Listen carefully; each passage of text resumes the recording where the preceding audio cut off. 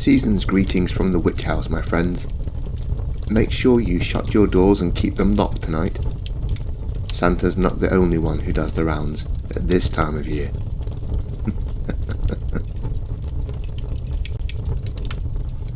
It Came Upon a Midnight Clear by Dr. Gallo.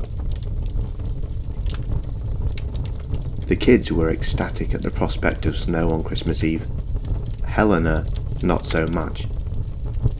Summer in the Welsh valleys had been wonderfully verdant, full of lush greens among the dips and peaks by day, and the sultry air of night filled with bats flitting around the cottage eaves and the mystical hoots of owls. Autumn had been filled with the homely, glorious smell of leaf and wood smoke, as the locals raked up the season's golden brown debris and burned it, seemingly every day. Now it was winter and bitterly cold, with all but the hardiest greens now retreated until April returned to coax them back from the earth. It was dark when Helena drove her children to school, and dark when she picked them up again. Despite the few months she'd spent learning the roads, driving on them still made her nervous. She had found driving around the city a doddle for years, but the narrow valley roads had bends you couldn't see around for what felt like miles at a time. Sometimes they were slick with water draining from somewhere above, even when there had been no rain. Sometimes they were so steep you felt like you were almost defying gravity, whether you were heading up or down. But none of this was what agitated her as she stood in the kitchen, glass of Malbec in hand, staring out of the window into the blackness. It had been the butcher, and what he'd said as she picked up her turkey. She'd almost forgotten the days-old exchange until that morning when the man on the radio had forecast snow, and her mind turned back to that odd little moment in the village. "All ready for Christmas, love?"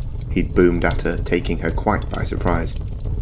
"Oh, yes, we'll be all set when we get this bird in the oven. Do you think we'll get a white one?" The butcher paused and narrowed his eyes at her. "Snow's no good round here. Causes too many problems." "Yes, I suppose it would be quite easy to get snowed in." "We've not had snow on Christmas Eve since I was a boy. Must be going on nearly 40 years. "Was it bad?" she asked, unsure if she should have dared. His eyes weren't narrowed now, but the look he regarded her with was so intense that she wanted to leave the shop, and her bird, there on the counter. "It was bad," he told her, voice low as he continued to wrap up the turkey. "There's always a few old folks don't make it through the nights of winter, but there's more to it when it's Yuletide. But it wasn't just old folks didn't make it that year when I was a boy." "What do you mean?" she asked. "What happened?" A few folk went missing. Probably got lost in the snow. Never found them though." "Oh, how awful." "They were new to town. 2 couples. One had children who were about my age, say 5 or so at the time. They all arrived in the spring and summer, and on Christmas night they all vanished without a trace." "Did the police not get involved? I know it's remote around here, but surely they must have turned up some clues. Or bodies, or—" "No, they found nothing, love.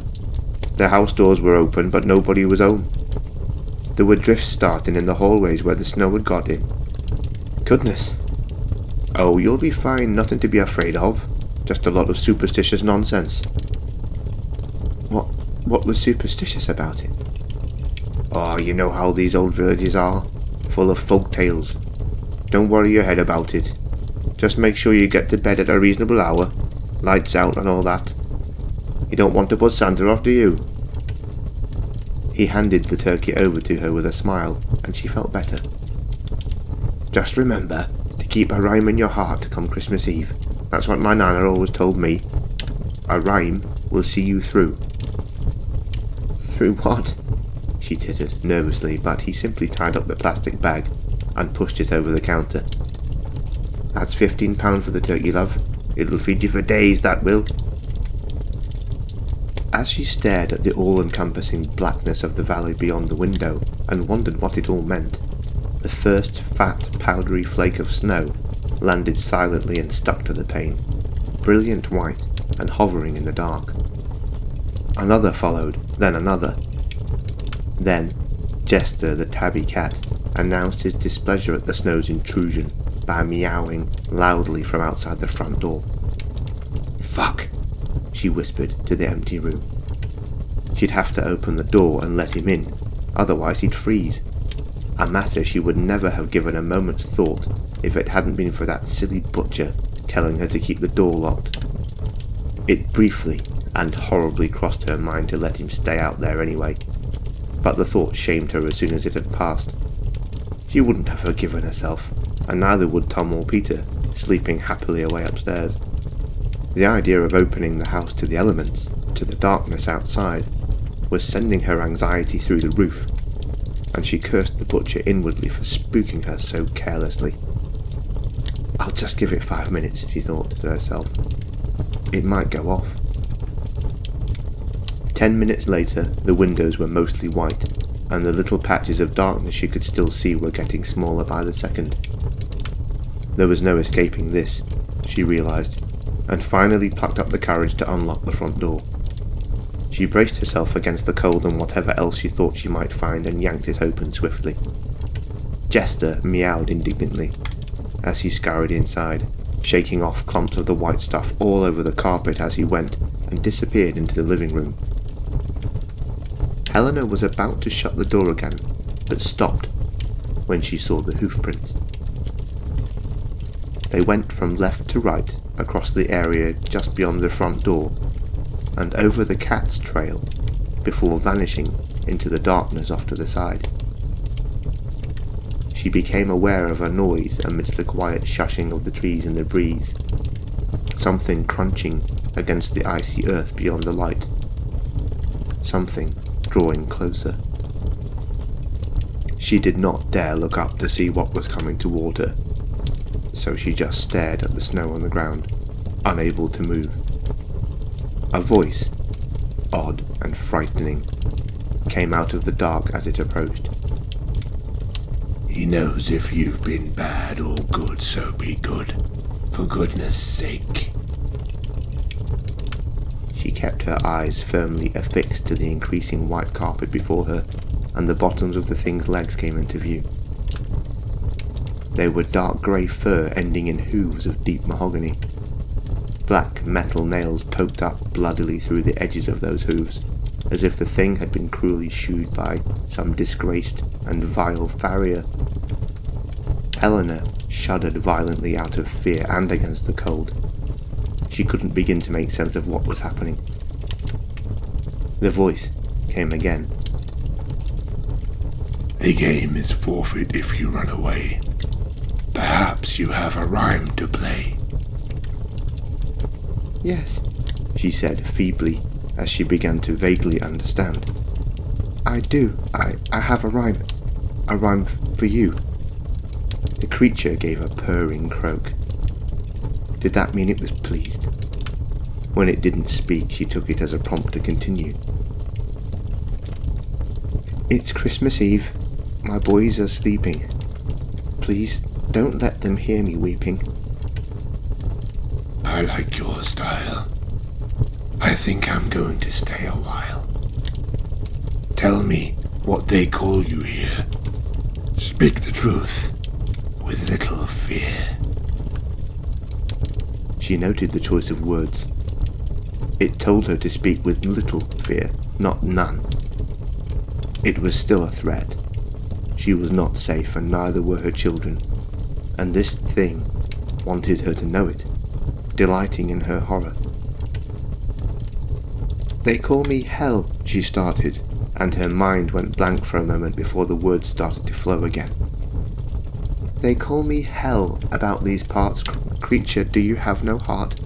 I'm scared and wish to go inside. Truth be told, I'm terrified." "I know you are. I smell it on you. To question me will bring bad fortune. Know your place and speak politely, or I'll eat your children. They'll go down nicely." Helena moaned, and the creature scraped a hoof into the snow several times, while it made a chortling sound. She hated it, this trespasser, with all her heart. It sang to her, awful and discordant. I come from places you can't tread. My comfort is to feel your dread. I'll take your boys back down to hell, unless you rhyme along till 12. Until 12. She had to last until 12. Was that 12 midnight, or another deliberately vague 12 that made it impossible to win? She tried to remember what time it was, and wished she'd left that second glass of wine in the bottle. She recalled that she'd checked the turkey not too long before Jester had wanted in, and she'd done so with the intention of going up to bed before the snow started. She was sure the clock on the oven had said it was 11:45. Suddenly, it took an impatient step toward her, and she let out a tiny shriek. "My turkey's in the oven, dear. I hope it doesn't burn this year." It stepped back. I hunger too, for meat, like you. "Oh, I would make a dreadful meal. Too thin, you see. Let's make a deal?" No deals. This is your final chance to save yourself from my cruel dance. Make me laugh before the bells, or come with me back down to hell. Make it laugh. She despaired, for the situation was hopeless. This beast had come unbidden to menace her and her boys out of naught but spiteful, infernal tradition, and now it wanted her to tell it a fucking joke, and all was lost. What did demons laugh at anyway? Then, somehow, it made sense. She just had to find the right words. She tried to ignore the odd noises it made, and its impatience, and to ignore the all too fast passing of the seconds. They were distractions, and she knew that if she let them, they would mean a terrible end for her family. This was just pressure. She was used to it. She was good at dealing with it, and it counted now more than ever. Helena sucked in a deep breath of freezing air. "Beast, I think our dance is done. Your hooves would break my toes. If midnight means you go to hell, then do it all alone." That rhyme was not the best of mine, but now I get the joke. If you're still here at 12 o'clock, you're banished into smoke. Her eyes streamed against the cold air, in spite of which her brow was dripping sweat. There was a noise in front of her, a bestial grunt that sounded almost like a chuckle. The oven beeped as it did to mark every hour, and this time it beeped that it was Christmas Day. The faint odour of a struck match with burning hair wrinkled her nose and was gone in the wind. Finally, she looked up and saw the trail of hoof prints leading up to where the thing had stood, but the space was empty, and its prints already disappearing. She began to shake the snow from her hair as she allowed herself to move again and look around. To the left, over the brook that separated their properties, she saw the McGavin's house, and that their door was wide open, unable to close against the snow that now drifted against it in the hallway.